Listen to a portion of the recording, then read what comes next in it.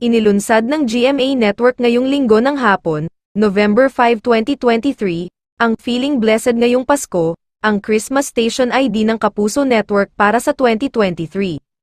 Halos 7 minuto ang running time ng Feeling Blessed ngayong Pasko, pero kulang ito dahil sa dami ng mga artista ng GMA7 na napapanood sa iba't ibang mga programa.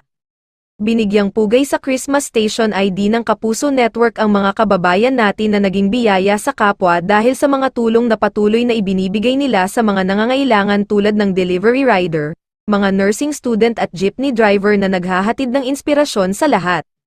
Kasama sa mga kinilala sa Feeling Blessed ngayong Pasko, si Mike Enriquez, ang award-winning broadcast journalist na pumanaw noong August 29, 2023. Ang kanyang mga kaibigan at kasamahan sa 24 oras na sina Mel Chanco at Vicky Morales ang nagkwento tungkol sa pagtulong ni Mike sa isang simbahan sa Santa Ana, Manila noong nabubuhay pa siya.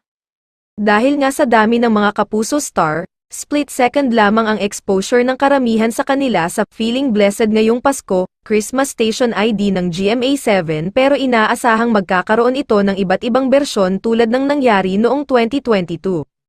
May mga Kapuso star na wala sa Christmas Station ID tulad ni Ai de las Alas na US-based at Jeneline Mercado. Marami namang netizens ang nagtaka dahil wala ang aktres sa nasabing taunang Christmas Station ID ng network. May mga nagsabi tuloy na baka tuloy ang pag-alis nito at paglipat sa ibang network. Isang malaking biyaya naman ang GMA Network sa mga baguhang Kapuso star na may sapat na dahilan para maging maligaya at magpasalamat dahil sa importansya na ibinigay ng home studio nila, ang isali at bigyan sila ng partisipasyon sa Christmas Station ID 2023.